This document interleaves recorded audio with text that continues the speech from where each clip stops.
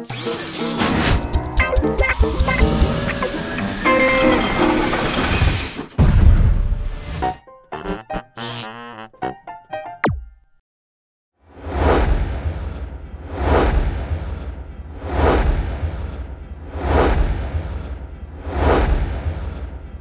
might be good to sort of ask about your background, because you're a founder and member of a filmmaking collective called Court 13.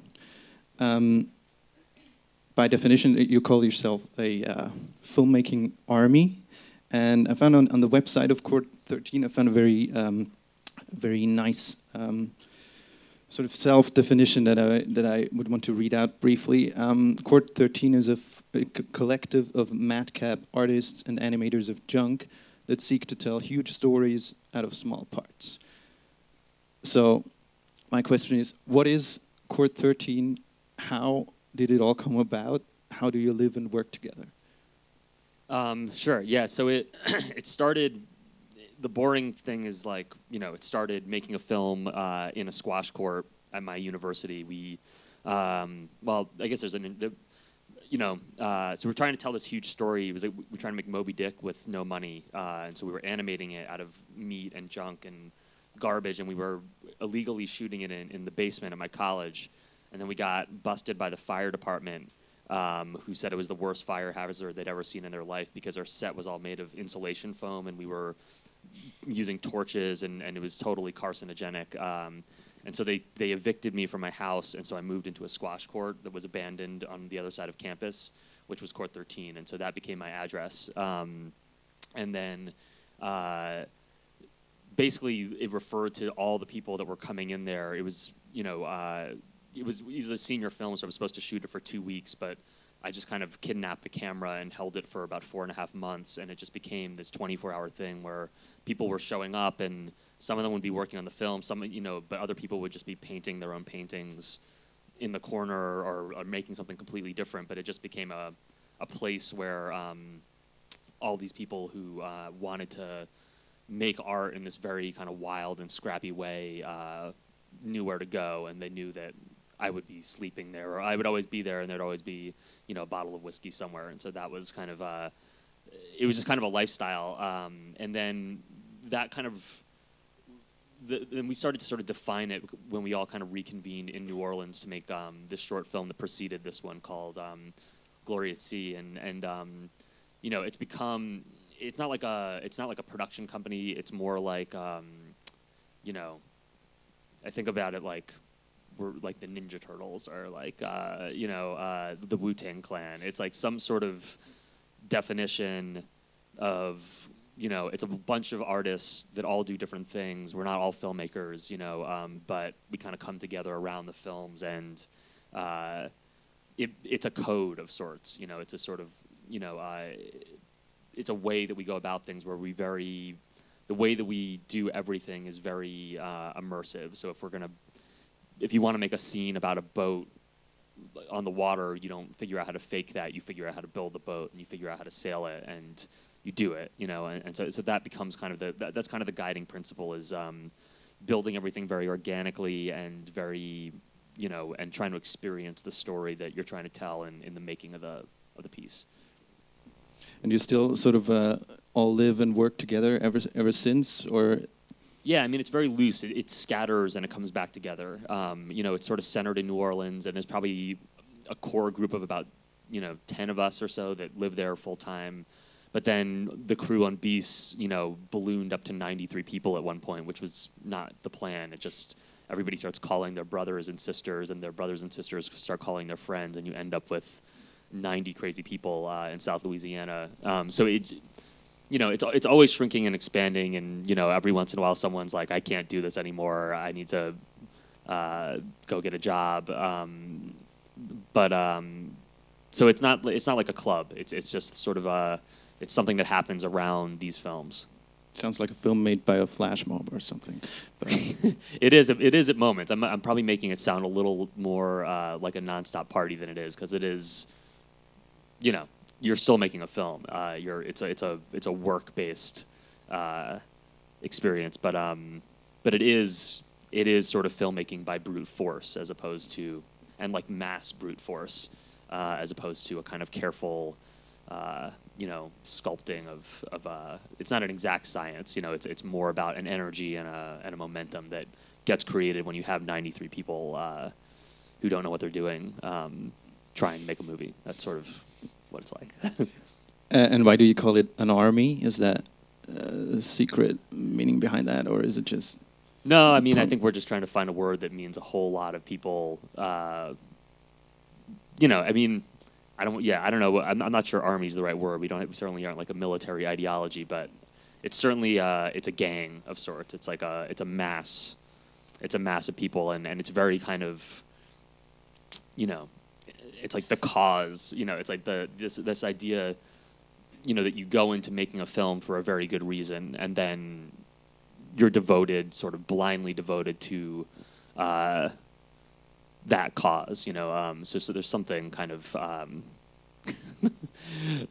you know, military, you know, about the soldiers attacking. You know, it's about charge. I think what we think of is one of our my favorite expressions is charge into it. You know, the sort of like we're going over the trenches and running blindly into the abyss.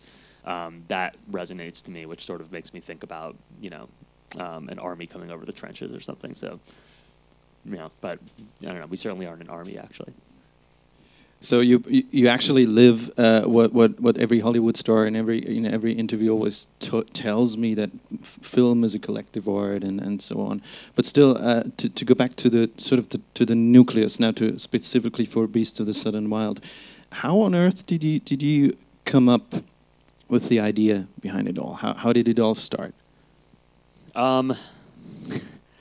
You know, it was a lot of ideas that were swirling around, and then it was a couple phone calls that I got that from you know, powerful people that asked me, did I have a script? And I said, you know, I always think of the scene in Ghostbusters where you know, the creature asks them, "Are you a god?" And the guy says no, and then he blows them up, and then Bill Murray says to Dan Aykroyd, when someone asks you if you're a god, you say yes.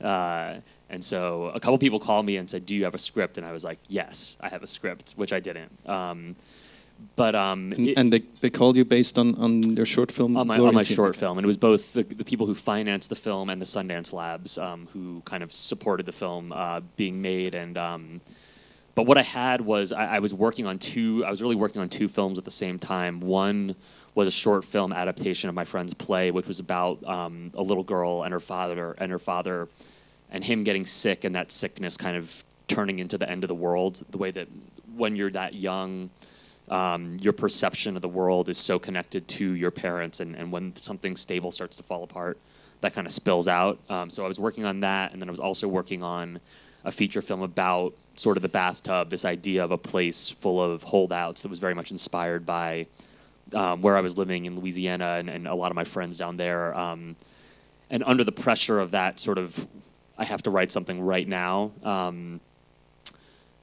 the two ideas, it suddenly clicked to me that the two ideas were about the same thing. They're both, you know, about losing the thing that made you. You know, a little girl losing her parent and a community losing its place has this emotional, there was like an emotional connection between those two things. And so in that moment of panic, it was like, okay, I'll take everything I like from this play and I'll transfer it into this world that I'm thinking of and try to write a story. And I wrote this completely crazy script that is nothing like this movie, but it got that boulder rolling, which ended up turning into the film.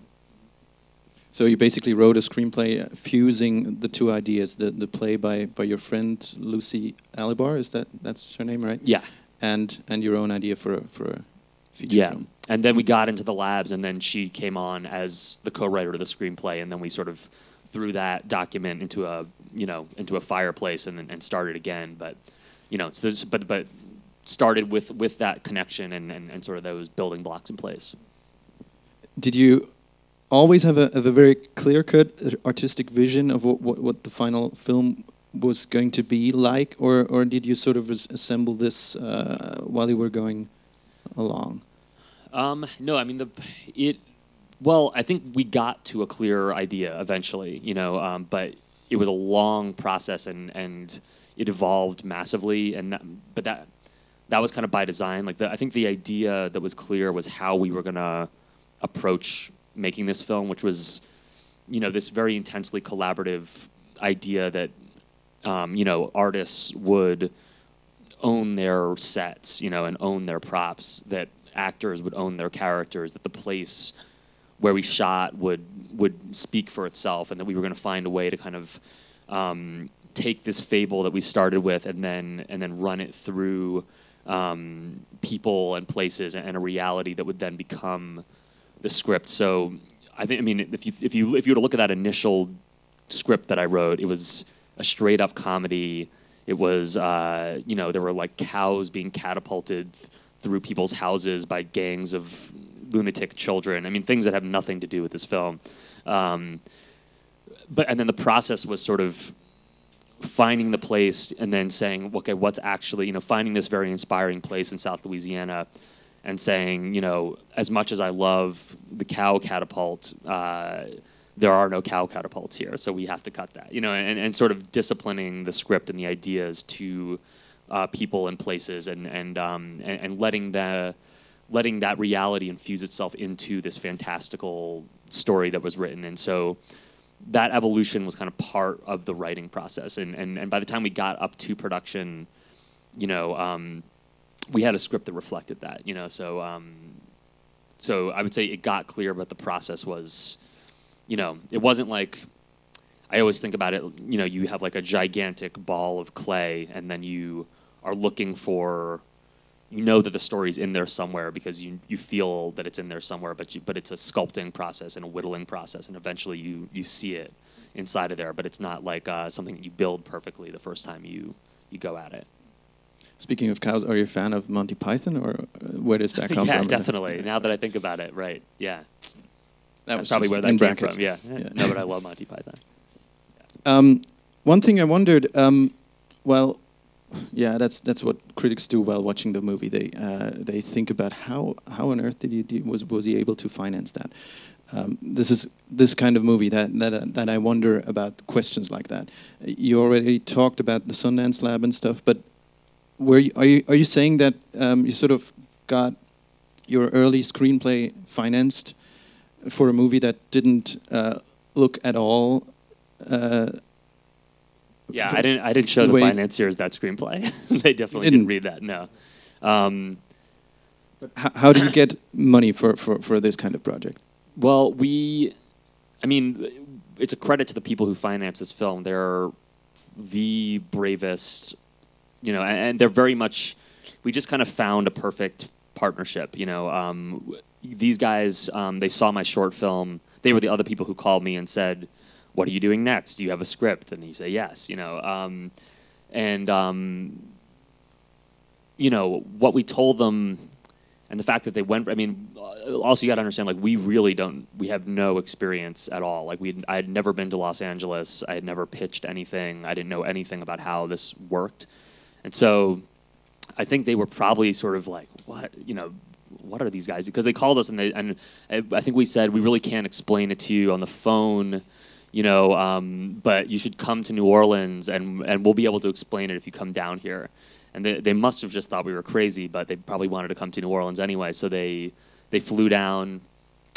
These two guys that run this company, they're younger than me. They've never financed a feature before. They run this organization that's a nonprofit that basically was giving grants to social issue documentaries and things like that, but they wanted to make a move into making feature films, and they're a nonprofit, which also was a big part of it. But basically they came to New Orleans. We went to a bar. We stayed there for like 6 hours, you know, not really explaining the story, but just talking about these ideas about filmmaking, saying how the short was gonna, you know, they loved this short, and we were really trying to figure out how to take this crazy form of filmmaking we invented for the short and bring it to a feature. And we talked a lot about what the feeling was going to be, what the themes were going to be, but it wasn't one of these pitch sessions that I've learned about since, where you have to, like, you know, say in one sentence what your film is about, or say that it's a combination of, you know, A League of Their Own and Hellraiser or something. You know, we got to really talk about the film as like in the way that it inspired us. You know, like this is this idea. These are these people that are you know, are fighting for their homes and refusing to leave, and we're going to tell this epic where these are the heroes, where there's this little girl who is saving her, you know, and we just went on and on and on, like you're not supposed to do with your financiers. But we were having such a good time. There was probably great stuff on the jukebox, and I think both sides of it just felt like, you know, we want to go on this adventure. You know, we want to. And because they're a nonprofit, which is totally, I don't know any other example of a film that's been financed like that. They don't have that. They don't have that box office issue that you have when you finance films, where most of the time you talk to someone, they say, "Well, we need a star so we can guarantee this box office. We need a genre so we can guarantee this audience." You know, they don't have any of that. It's for them. It was just purely about the same thing it is for us, which is just changing the paradigm, trying to make a different type of film, trying to tell a story that means something. And so all those, they were just right in line with us in that way, and they didn't have any fear of losing money or something like that. They were really just brave and wild also. So that just happened, and that was a miracle. Miracle, which means that it's very hard to draw lessons from it or give any advice based on your experience for other filmmakers, right? Yeah, there's no strategy involved, you know. But I mean, I will say, I mean, because I've been asked sort of about advice before, and you know, I will say that one thing that we've always had that's always worked out, and it's terrible advice actually, is that we've always, and this is part of sort of the Core 13, we've always proceeded forward at all times. It's like there's never been a moment where we've sort of stopped and said, okay, here's idea for the film, let's look for the money, and then when we find the money, we'll make the film. It's always been, we are going to make this under any circumstances.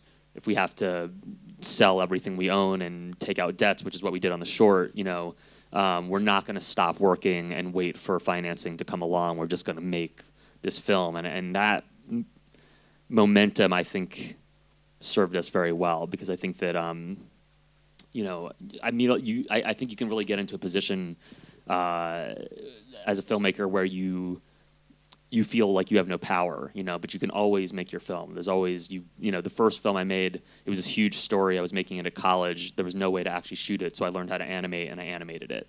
And I still told the story, you know. And so I think that mentality served us very well. And I think I don't know, I read something in a Herzog book or something that just said, you know, always proceed forward with absolute certainty, and money will follow your momentum. And I think I took that to heart, and probably our whole crew did too, that, you know, nothing's going to stop us. And so, you know, for people coming in who have money to finance the film, it's more, you know, they're like, okay, I want to be a part of this. You know, these guys are going to do it with or without me, so we better get on board now, and if we want to be a part of the adventure. So I think that helped us, and also just the fact that the short wasn't, you know, the short was totally its own. The short wasn't like a leverage mechanism or a calling card film. It was its own story that we wanted to tell for its own sake. And I think that too, you don't end up in that negotiation of trying to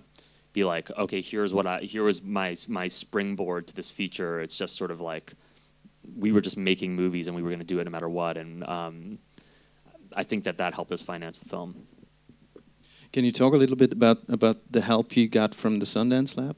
Because the reason I'm asking is that I sometimes get the impression that many films that have been through this kind of development lab, that you sort of think somehow they feel streamlined by too many script consulting sessions and stuff like that. So I wondered, how did this happen, and what kind of help you got from there? How did it affect or influence the project?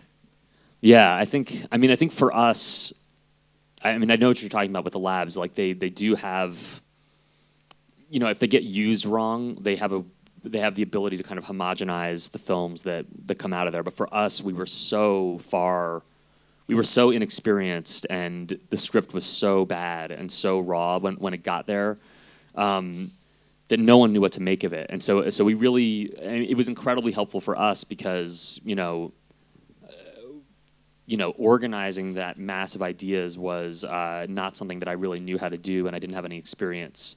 There's amazing teachers there. The people who go there to teach are so brilliant and understand the medium so well. And so for us, it really, it took us from like way out here to something where I understood the story. I mean, the whole process there, the way it's intended is, it's very much like a self-examination. There's no one kind of telling you what to write or how you should structure something. They're really asking you why you wrote what you wrote, and if you can't explain that, then you're in trouble, but they really push you. It's like some sort of hazing exercise. They really destroy your pride and your sense of self and completely crush you, because they're so smart. And I think for some scripts, like, people just get, especially when they come in there with something they've been working on for 10 years, you can get kind of crushed and then just sort of say, I don't know what I'm doing, I'm just going to try to take all the advice I can. And I think that's kind of the wrong way to use it. But for us, it was,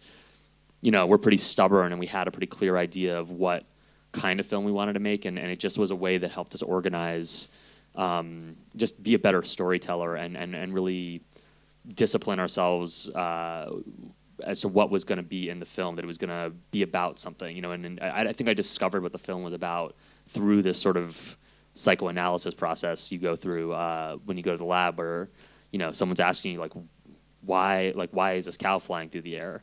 You're saying, oh, because it's awesome. And they're like, well, why is it awesome? Why do you think that's awesome? You're like, I think it's funny. And then it's like, okay, actually and they'll reference you back. They'll say, well, you told me this film is about, holding on to something that's crumbling. It's about holding on to your home. How does this relate?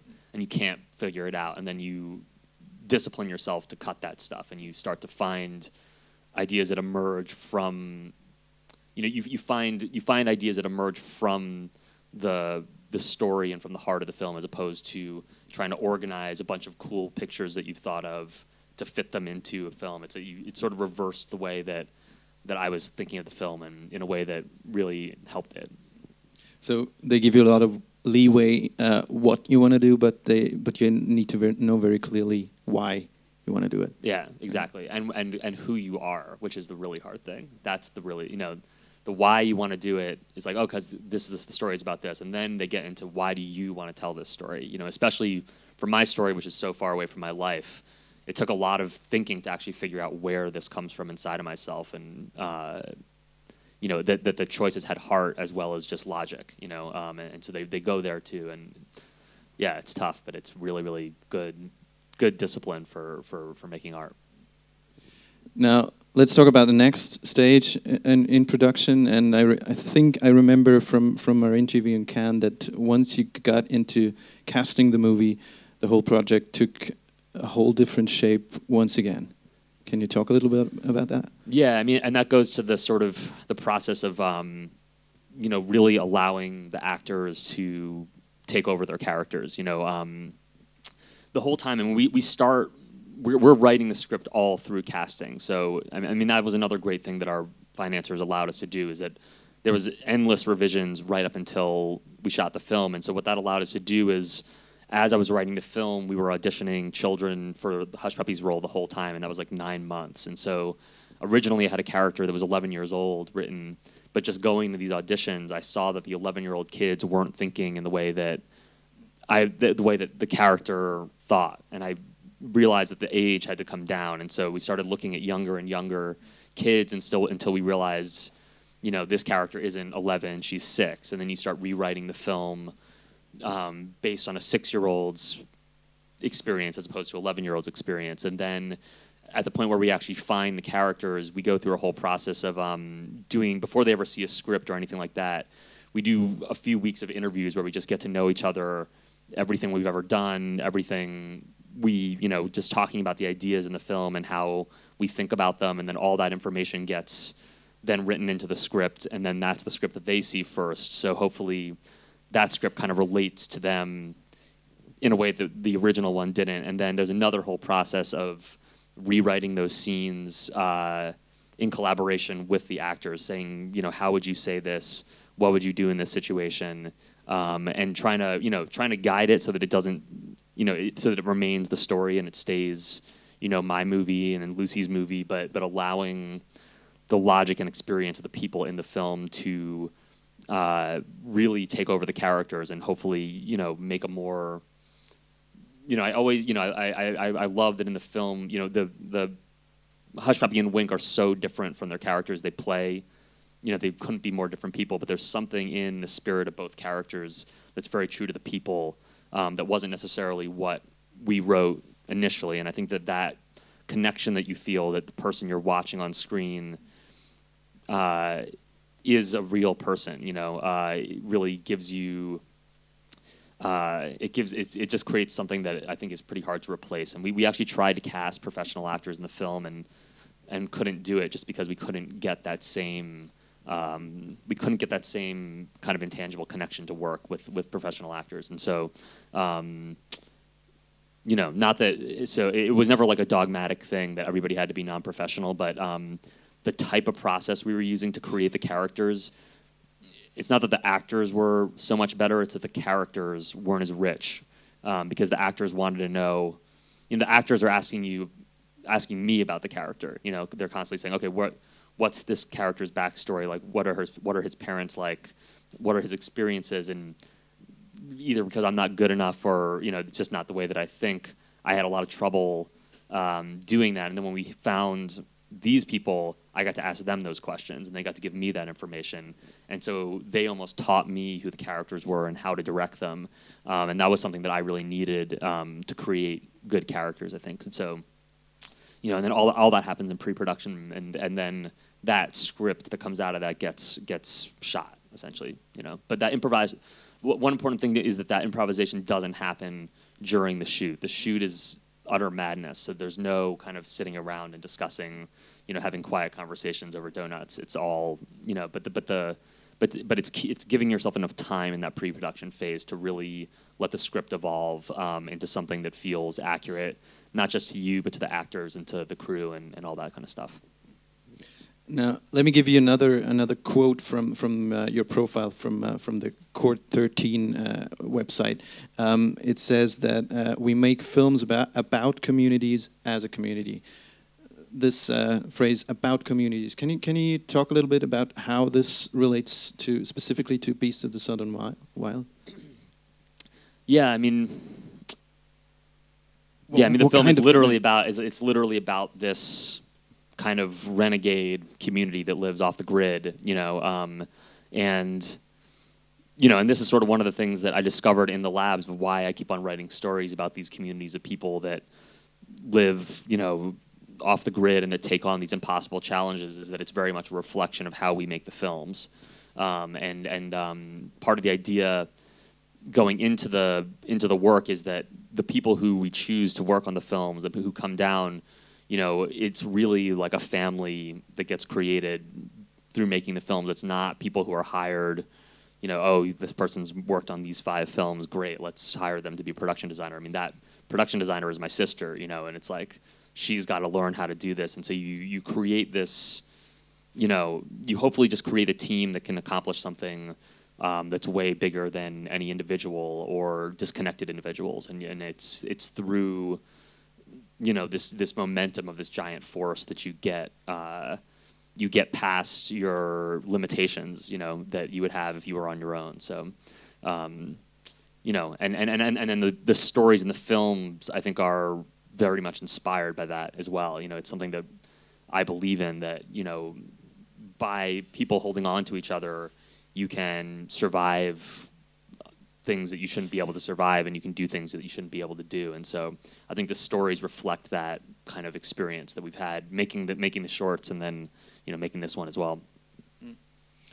You said before that the shoot was actually complete madness or something like that. please stop me if it gets annoying, but I've got another quote from your Court 13 mission statement, where it says that tales spring from groups of real people on the margins, and adaptation to screen demands that we live the extremes of the story, not just tell about them. And then each film poses huge, painstaking challenges that defy the gods, nature, and just plain common sense. Can you talk a little bit about what kind of extremes you lived through while shooting beasts, and at what point you defied the gods? I don't know that I wrote that line. I'm gonna have to talk to defying the gods. Maybe a little extreme. Although on the short, I would say that was true, actually. Beast was more under control. But it's extreme situation. I mean, it's extreme conditions to be in, whether or not you're shooting a film, and shooting a film at the same time makes that more extreme, and it's just, I mean, being on a boat built out of a truck bed, which is not really, it looks like it's a functional boat in the movie, but that thing was completely out of control. And you'd get in situations where, the current was moving so fast that boat was going to get swept like deep out into the Gulf, and you've got, your 6-year-old actress on board.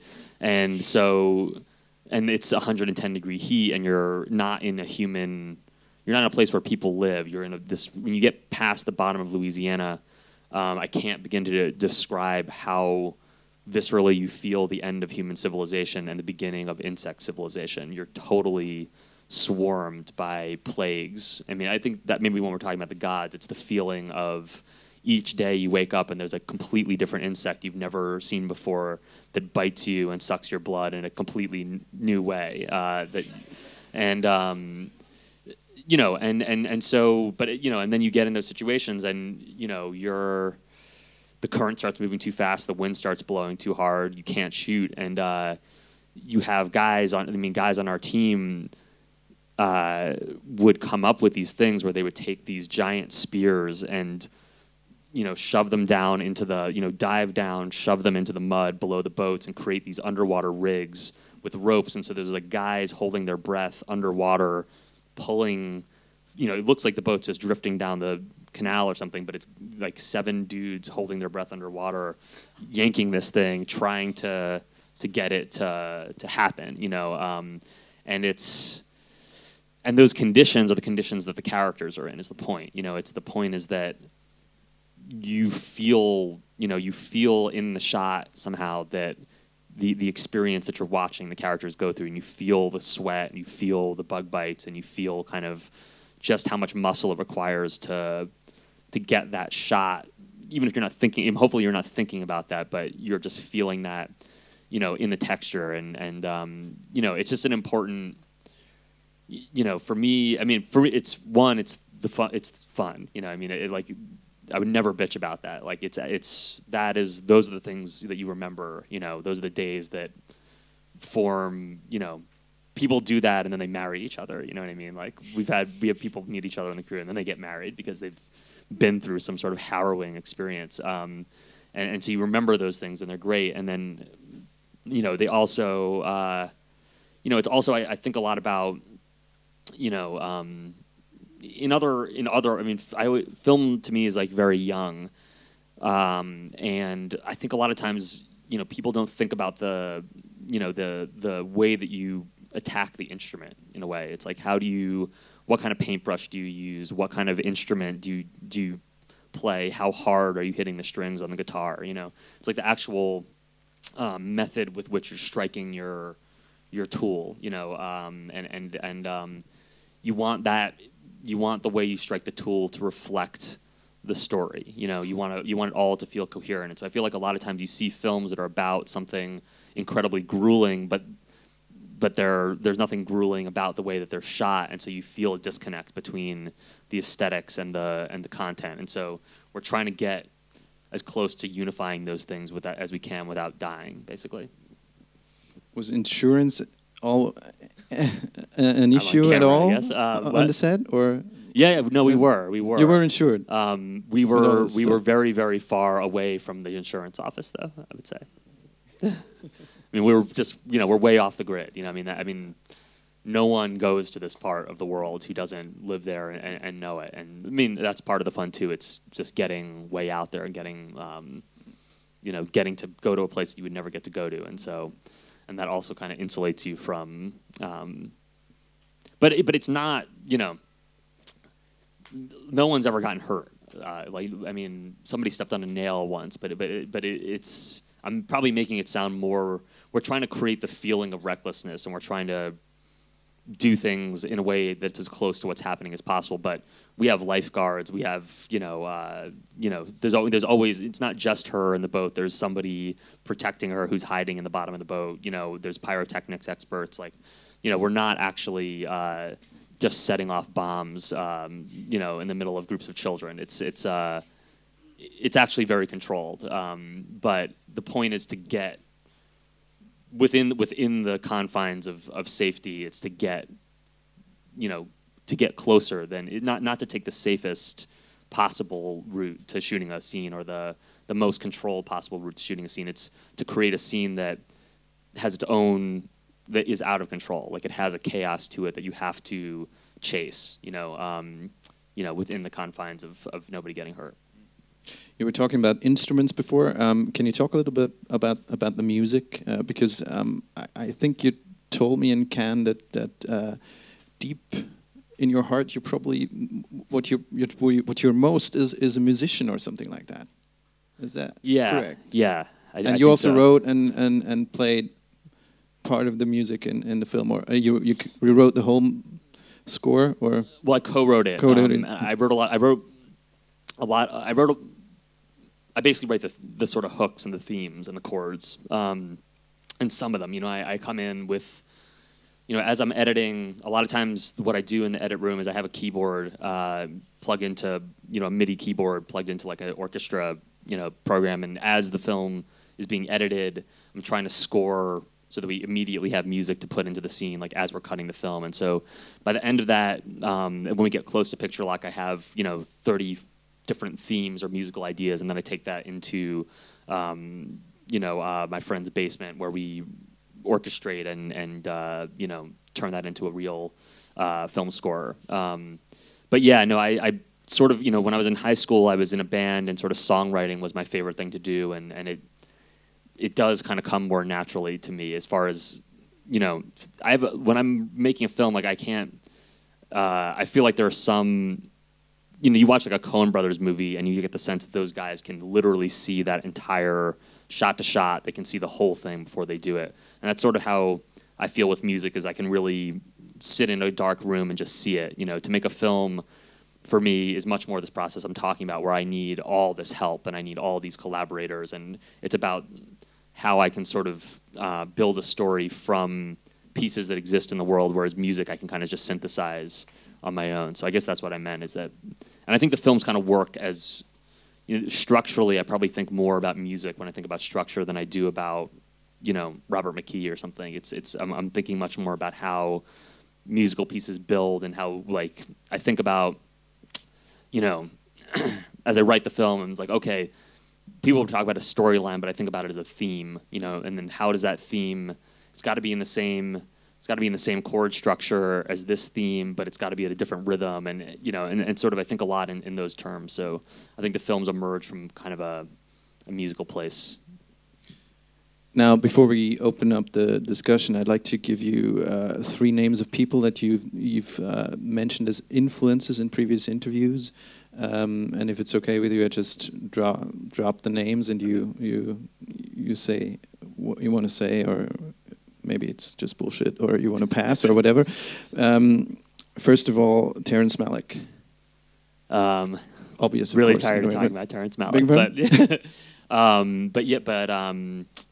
yeah, people bring him up a lot. I mean, I think that the key thing for Malick is the voiceover and the type of voiceover.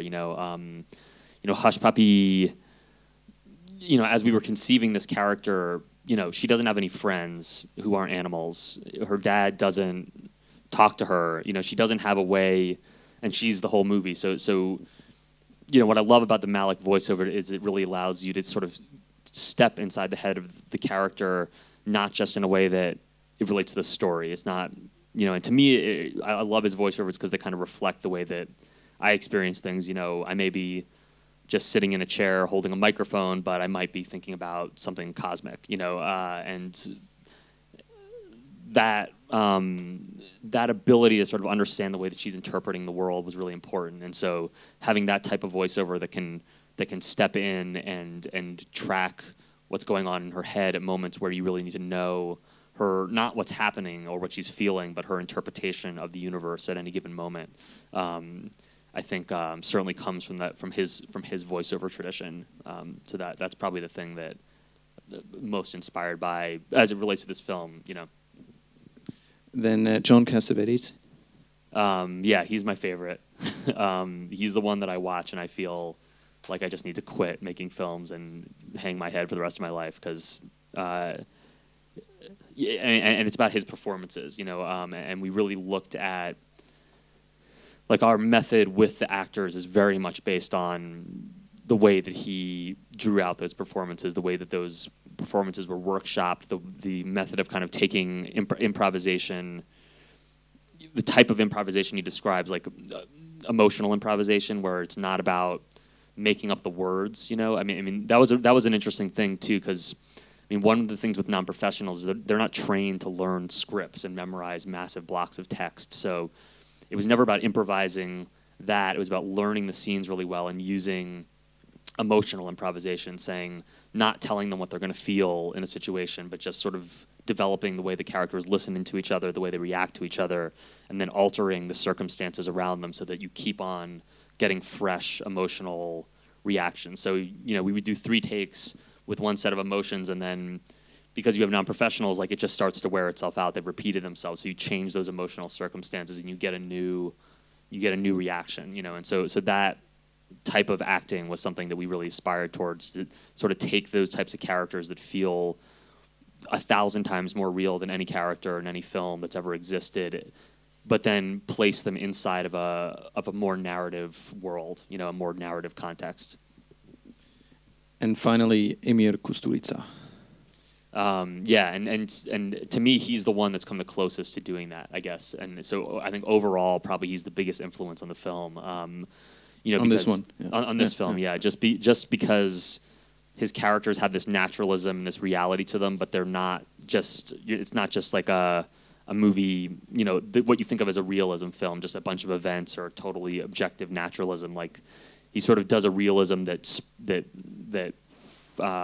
slips into the mystic, then slips into a more lyrical sort of form, and then also just his, you know, you watch those films and you feel the wildness of that community that made those films. You sense the party that exists when the cameras go off on screen, and so for me, that watching Underground, I remember was the moment where I really decided that this is what I wanted to do, is make films, because it felt like this is a way to actually design and create my own reality, populate it with people that I want to be with, and tell these stories at the same time.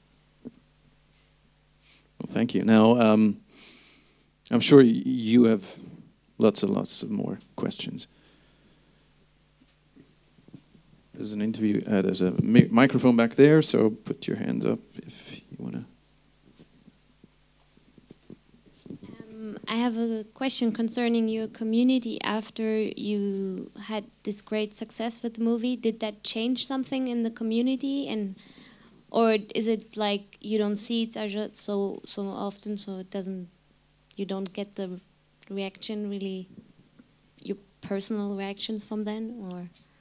Are you talking about the community, the Court 13 community, or the community where we made the film? Well, your community, the 13? The Court 13, yeah. You know, it's going to be interesting when we come back together. You know, it's because you know, we finished the film. We stopped shooting the film 2.5 years ago. We all like reconvened at Sundance and had this great reunion, and then it'll be interesting when we all get back together to make another film.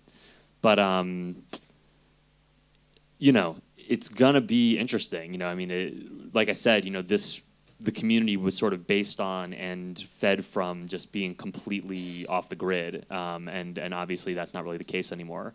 But we've been working very hard at as we move forward into setting up the next project, our whole mantra has been to set up a system where we can keep it intact. So I've had to learn about lawyers and contracts and like all this stuff that exists that we never totally had to deal with before. But we're trying to set up a system with the people who are going to finance the next film where we have control over our cast, we have control over our crew, where we can sort of keep the same team intact for the next film. So, that's definitely something that we're very conscious of protecting, and not, and it never would work, it wouldn't work with trailers and honey wagons and like the whole massive infrastructure that exists around a normal film. Like the way that we did this is we're all living in this abandoned gas station and trailers and living in sets that are built, and we know that we need to keep that's part of what makes the films work. And so we're trying to design a system where we can still do that. Yeah, I don't know. It changes every time we make a film, so it'll just be it'll be a new challenge to kind of create this new world within the context of having a lot more eyes on what we're doing. Can I have just? You probably get lots of offers now, scripts from around the world. How do you deal with that? If you want to keep this kind of filmmaking, do you just say no, or do you think about, okay, maybe I do something that I like? No, it's just say no. It's just like drugs, right? Yeah, I don't know. It just like it doesn't feel. Obviously, it's a crazy thing to have happen to have the film be this widely exposed. But there was like a pre-existing plan that predated that we were going to do, whether or not anybody watched this movie. I have like 7 films I want to make. The only thing that changed was instead of, I assumed that this was going to be a disaster and I should make the simplest, cheapest, take a mini DV camera and just make a quick film. That was what I assumed I was going to do next. But the only difference is that now that the film's been successful, we can jump to like the top of the most difficult, most impossible to make film on that list and try to do that one. So that's really the only thing that changed, is which film I'm going after next. But yeah, no, I really, I never wanted to. I always loved movies my entire life, but I never was attracted to working in the industry. It just didn't seem like a good job. Yeah, I don't feel like there's any sort of pull to do that. It's really just about improving our own internal system. Just briefly, can you talk about the most impossible thing on your list no, that you're going to do now? One of the things that you learn when is that right. As soon as you talk about it, the whole world knows about it, and then it gets more difficult. So I'm keeping it a secret. But you can ask me like at a bar, and I might tell you. Okay. Not while there's a camera on me. I've got 2 questions. I'm Florian. The first question is, can you maybe talk a bit about your background, like your family, because you're saying that it's a community and it's kind of an unusual thing how this community developed. And the other question is, I liked your film very much, and apart from all the story aspects, I was wondering how you did the animals. Maybe you can talk about that. Sure. My family background is my parents are both folklorists, which I don't know if that word makes sense, but essentially they run a nonprofit cultural organization in New York City that does a million different things, but they are trying to it's embarrassing because the film is so clearly it's so clearly that I'm my parents' son when I do it. They work to sort of document and preserve places, so that are important to communities. So like a community garden that's going to get turned into a bank, they landmark that and they fight to keep that thing alive. They go and try to save Coney Island roller coasters that are going to be demolished and turned into condos, and then also do things like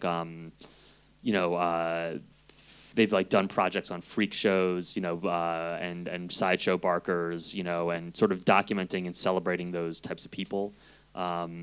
And so certainly, you know, that kind of informs a lot of what the film is sort of looking for, you know, the kind of notion that great art isn't necessarily what a museum has deemed to be the most important thing. It can be just the guy who tells the best jokes at your dinner table. Like that's poetry, you know. And so I think that informed a lot of the types of stories we're telling and the approach that we have of doing things as a community.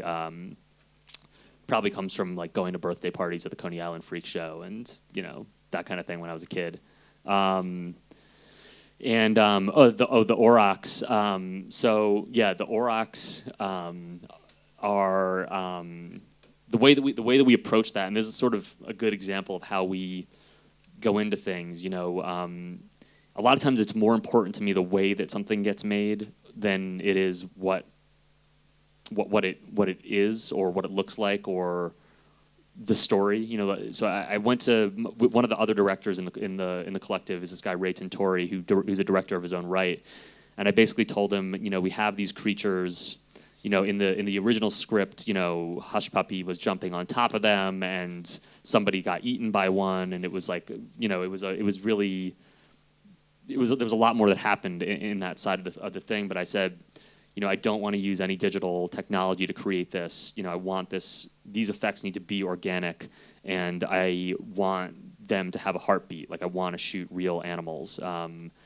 You know, because that's so much of who Hush Puppy is you know, she relates to animals. And so that was basically all I told him, you know, and then what we settled on eventually after trying a number of different things is that we had to raise baby pigs from infancy and train them from 2 weeks old to wear costumes. And so we had this girl that was raising about 5 pigs, nursing them with a baby bottle, and putting costume, you know, they'd wear a costume for 5 minutes at a time and then 20 minutes at a time. And, you know, and then we started training them to see what we could teach them to do. And basically I got a call one day that was like, okay, all the pigs can do is they can run on a treadmill, they can stop, they can turn around, they can sit down, and they can eat, and that's it. And so you take that information and you cut all those scenes about them eating people and Hush Puppy jumping on them, and you design a character where each scene is based on one trick that we could train them to do. But that was more important. You know, it wasn't like the aurochs aren't an intrinsic part of the story. You know, the story's about Hush Puppy and her father, and the aurochs are a projection of her fear, and they're tangential. So it is a great thing in the labs. It's like it's not important what the aurochs do. You know, it's much more important that they feel like they emerge organically from her consciousness. And so, you know, I'm really happy that we stuck to our guns there and made them, you know, made them real, because they have this personality. And at the end of the film, I mean, one of the things that I love about it, you know, when you have that 15-foot animal facing down this little girl, it's actually 2 children. I mean, that's a baby that you're looking at, that animal, and it has in its eyes this very innocent, childlike quality. And so I feel like you feel that parallel between them intrinsically, because you just know, like, these are a couple of lost children, you know, and I just feel like those intangible things are worth more than, you know, if you were to CGI that creature and it could growl and you could see its teeth and all that shit, you know, that would be cool, but that's just not what's important in this film, so. Oh, yes, I have the micro, if it's okay. You mentioned, hi, my name is Philip, I'm sorry. You mentioned John Cassavetes before, which I think is one of the most inspiring persons in the film industry, and yeah, I really think that his movies were so extremely real, you know, like Gina Davis, I will never forget, like in the last play, like this one close-up, yeah, it's like, Roland, yeah, sorry, and, excuse me, and he was, he came from the theater, you know, mm-hmm. So for you as a filmmaker who likes him, what is your relation to theater? Because I really think he's fantastic. I mean, it's so real what people do on screen, you know, it's no acting, which makes it interesting. Yeah, I mean, it is acting, though. It's just a better form of acting than you've ever seen before, you know. I don't know, I don't have a big theater background. I did write a couple plays, but I've never directed theater. you know, I mean, I think what I love about him and what he talks about and what I try to think about, not just for acting, but for all these things, I mean, it relates to the pigs, is like, especially when you learn how to make film, there's so much education that goes into learning how to fake things. You know what I mean? It's like, how do you trick someone into how do you take a piece of cardboard and make it look like a piece of wood? How do you take an actor that's not feeling something and trick someone into thinking they're feeling that? You know what I mean? That's a lot of what acting is. You know, you have these, you know, and he talks a lot about this, that you have this shorthand for emotion that exists where, you know, you just know in a movie when somebody, you know, does some like little gesture, it's like, oh, that they feel that, you know that, but they're not really feeling that. They're going through a series of gestures that symbolize emotions. And what he was doing, as I understand it, is he was actually generating the emotions. You know, they're actually feeling what the characters are feeling in the scene. They're not using a shorthand. They're trying to push themselves into that place of actually feeling something, which you have to do in theater because you don't have cuts. You know, you have to actually immerse yourself in the moment. And so that was what we tried to do, you know, with our actors, and we would.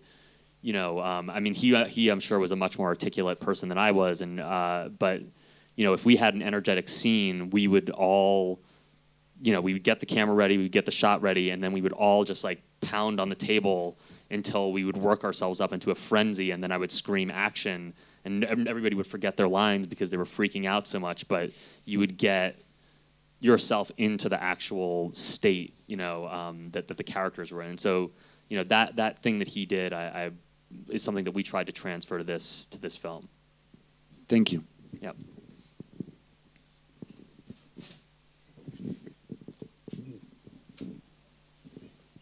Hi. You said you co-wrote the score.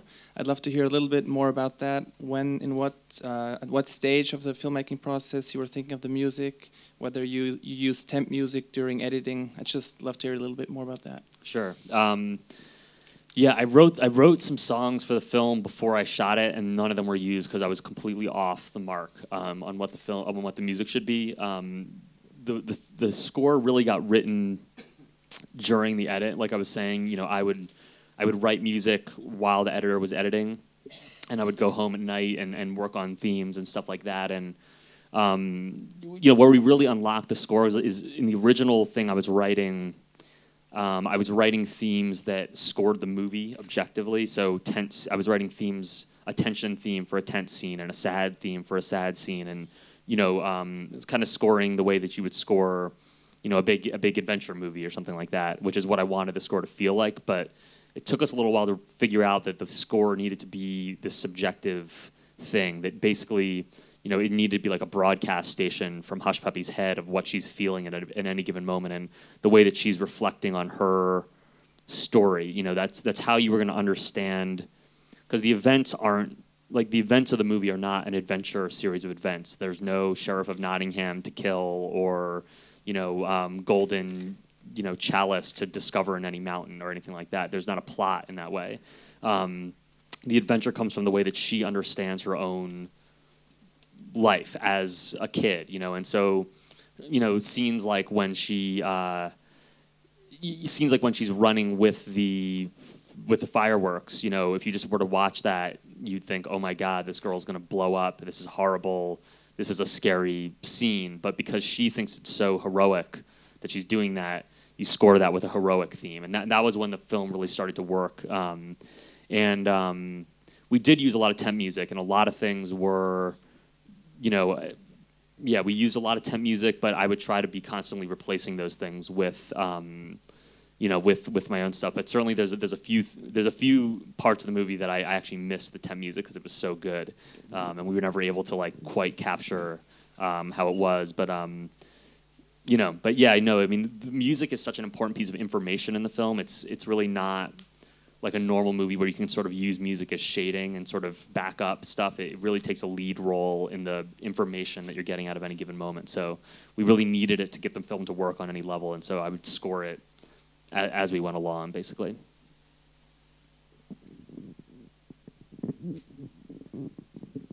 Besides the incredible visuals, you also have an incredible sound design. How did you approach, I don't know, Skywalker? Was that something from the very beginning? Was it budgeted in pre-production, or once you had a log picture? I'm very curious about, I don't know, making that decision of having such a strong choice with Skywalker. Yeah, that was like our adventure into the real world of like the film industry, which is super scary and great. But basically what happened is we got a post-production grant from the San Francisco Film Society, and you can only spend that money in San Francisco. And so we had this massive, unlike any other part of the project, we had a massive budget to deal with our sound design that we could only do. And so going to Skywalker was actually the cheapest way to do our sound design, which is like the greatest situation you can possibly be in. But it was a totally different thing than we'd ever done before. It was people that I didn't know, and like working in a place where people go home and stop working on the weekend. Like all that stuff was totally new to me. But it was an amazing. I mean, so much of the film relies on sound, and those guys are so brilliant, and they have so many tools at their disposal. So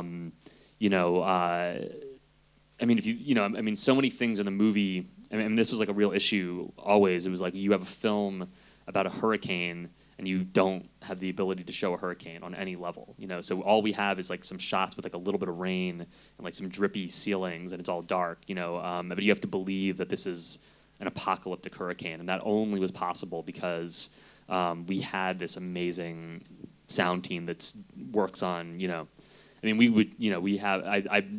One thing I made them promise me when I went to Skywalker was that we would put the sound of that T-Rex foot hitting the mud in Jurassic Park, that it would be in the movie somewhere. And so stuff like that is in there, where you can just go into the sound bank and sort of pull your favorite sound effect and stick it into your film. I mean, it's unreal what they do out there. So. But yeah, I mean, this film like never worked at all until the sound design was done. It was totally, no one understood it, no one could feel it. It was like, I mean, and beyond just like not understanding on an epic level, people didn't understand what was going on. So it's amazing what that part of the process did for the film. I mean, really every part had to be in place for this film to work, and it really only happened. We mixed until 2 days before Sundance. So basically we did this 48-hour session, and they put me on a plane. Someone put me on a plane, I don't know who, and then I woke up at Sundance and watched the film for the first time with the sound design in. So, and before that, it really wasn't working. So yeah, sound, don't underestimate it. It's really, it's everything. May I? I wanted to ask you, how do you feel after this success? Do you feel some pressure for the next project, or you're out of this game? So No, I don't. I feel pressure when I watch John Cassavetes movies.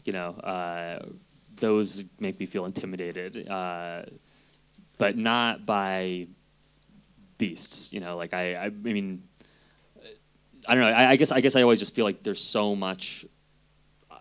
You put so much pressure on yourself. It doesn't really change that when other people are putting pressure on you. It's really an internal desire to make a better film. And that would have existed whether or not anybody had watched this. So, I think the only thing that sort of feels that way is just what I was talking about being watched and having to make the film under scrutiny is going to be weird. It's going to be like someone watching you take a shower.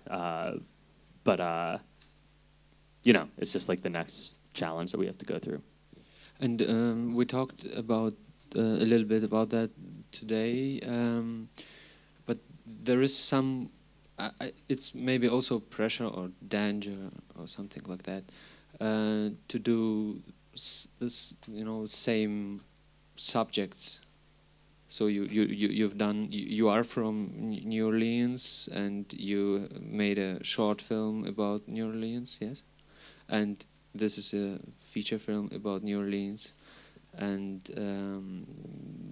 what do you think? Is it not dangerous to make next film about in New Orleans, or You know what I mean? Yeah, It's the same. You're talking about like the perception of your career on the outside a little bit, you know, which I don't know. I just don't worry too much about that. I'm always trying to tell the story that I feel like there's really only one story that you're feeling at any given moment, and you can't really help what that is. So you just have to tell that thing that you feel most needs to come out of you, you know. And if people, whatever people say about you, it doesn't really matter, you know. It's I don't know what I guess I don't know what would be dangerous about it. It's just. Yeah, because it's real. So it is. I know that it's idealistical. It is like I think also like and I think also it's you know it's a bullshit thing. Yeah, I mean, I think that's dangerous if you're a director for hire and you're looking for work, you know, and looking for people to offer you projects. I think that's a different thing because yeah, you can end up in a situation where you only get one type of script offered for you to direct. But if you're generating your own material, you're free from that. You can make whatever you want to. So I think if you're writing on your own, that really doesn't matter. It's just if you keep on directing other people's scripts that are all about, babes in prison, yeah, people might think I'm only going to give this guy the babes in prison scripts, and that might suck. But I think if you're generating your own material, you just need to think about what's the movie you want to make, you know, and you can do whatever you want.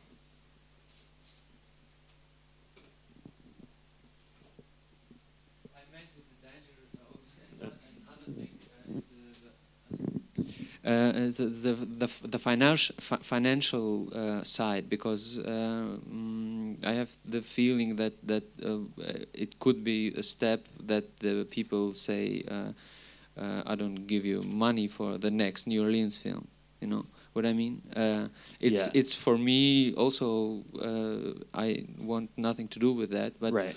Maybe it's became real sometimes. Yeah, some step. But I mean that goes back to just like we're gonna make it whether or not anybody gives us money. You know, we'll just make it for $15 if we have to. You know, it's about you want to have. To me, I want to have that mentality and never be waiting for the outside to give me their blessing to make the film I want to make. Just if you won't give me money, that's your loss. Like I'm gonna make it anyway. So I just try to think that way.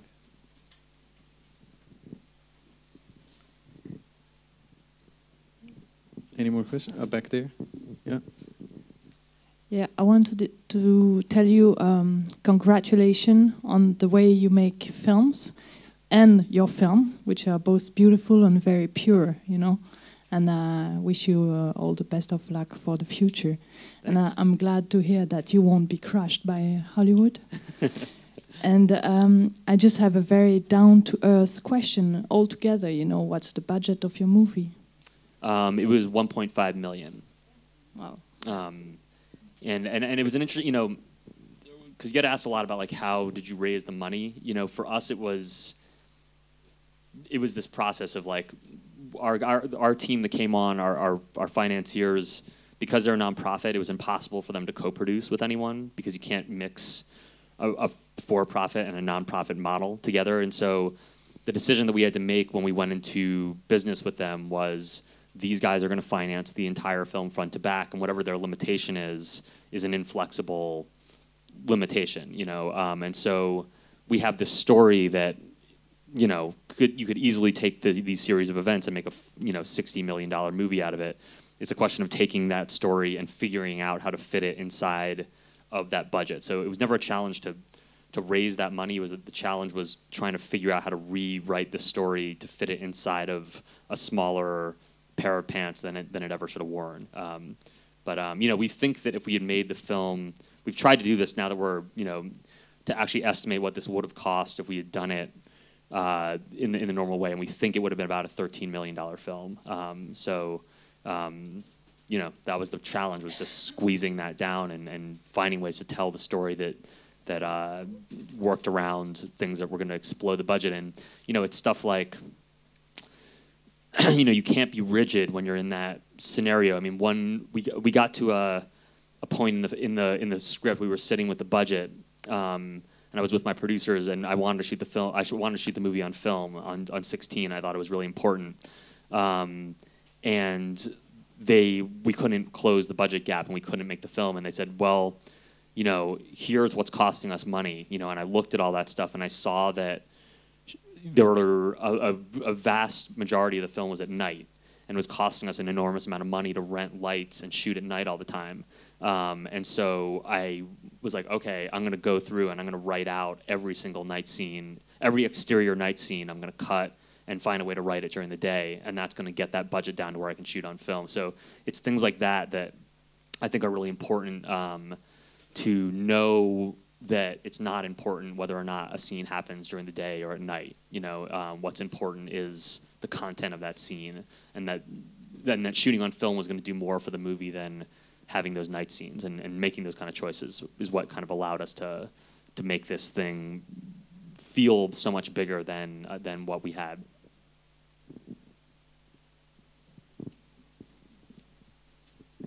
When you said the finances, they are non-profit, so like the whole revenues, who will get them? The reason why I'm asking is because if you get them, this might be a possibility to finance your next movie, or, you know, like within your collective. Yeah, I don't think I'll ever see a dime from this film, which I knew going into it. I knew that even if it was a massive hit, that wasn't gonna, you know, that wasn't gonna get back to me. The way that we set up the film, people got paid so little on this movie is that we basically gave away the entire back end to the crew. So I think they'll get paid long before I do, if anybody sees any money.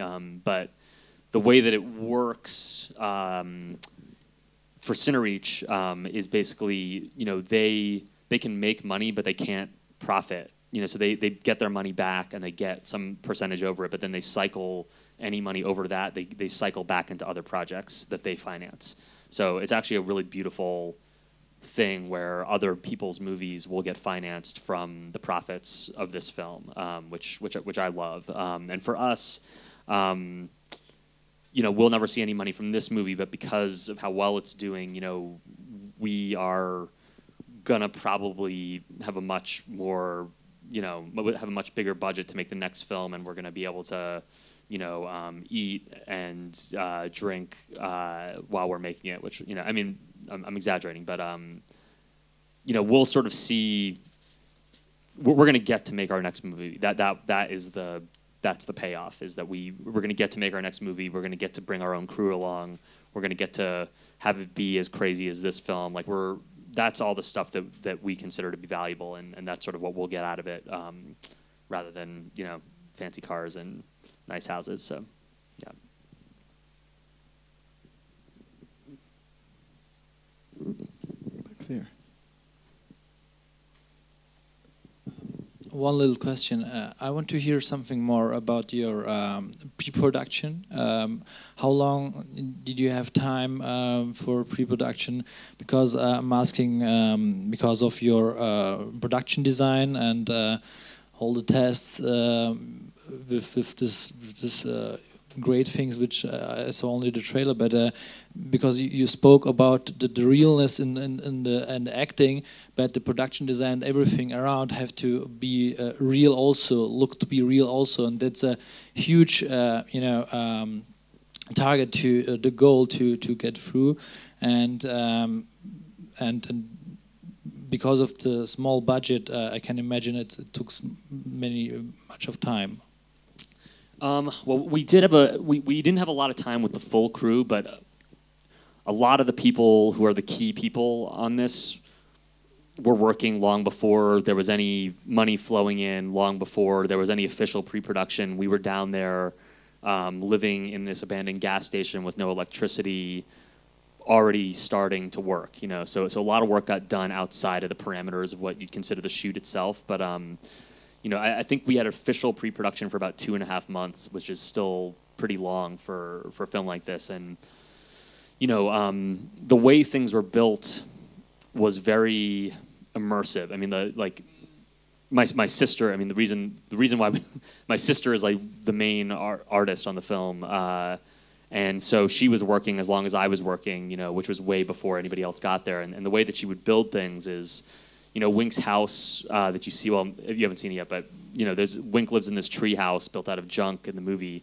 And she went back into the woods, found this abandoned school bus, thought, Wink would probably build his house on top of this bus, and then she just literally moved back there with all of her animals and stayed there, built her own house all out of trash that she found in the woods and junk that she found around, and built herself a house. So that was where she lived through production, and and that's how you create that same quality. I mean, it's funny because I would have fights with her where I would tell her, we're never going to shoot that side of the set. You don't need to spend 3 weeks, chiseling the rust to the point that you like it. And she would tell me to fuck off and say, this is my house.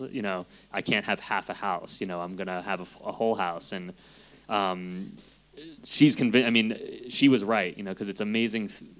Because, another great thing that it allowed is you put these actors inside these sets, and they're not sets. They don't have. There's a roof on the set. It's not like you're walking into a 3-wall thing with lights everywhere. You're walking into an actual place, and it allows the actors to inhabit that space completely naturally. So we can light 360 degrees. If they decide they want to open a drawer, there's going to be something in it that they can use because it's my sister's drawers, and she's going to have scissors in there or something, and they can take them out, and it allows them to be very natural in those spaces, and also it allowed us. Because those sets were being built for so long, we were able to rehearse inside of them, which was really important as well. Just to, because Wink and Hush Puppy, the two actors that play that are nothing like those characters. They're, very, very clean. They don't, they live in urban areas. They don't live at all in that situation. And so, I would send them for a week every day. I would send them back to my sister's house, and they would just hang out back there. I wouldn't tell them what to do. They would just have to sit there all day and play with the animals and have fun. And it was a way in which they really learned those characters too. So building things in that super realistic way really helped the actors, and it helped the sets as well. And yeah, it was based on having a pretty long amount of time for pre-production.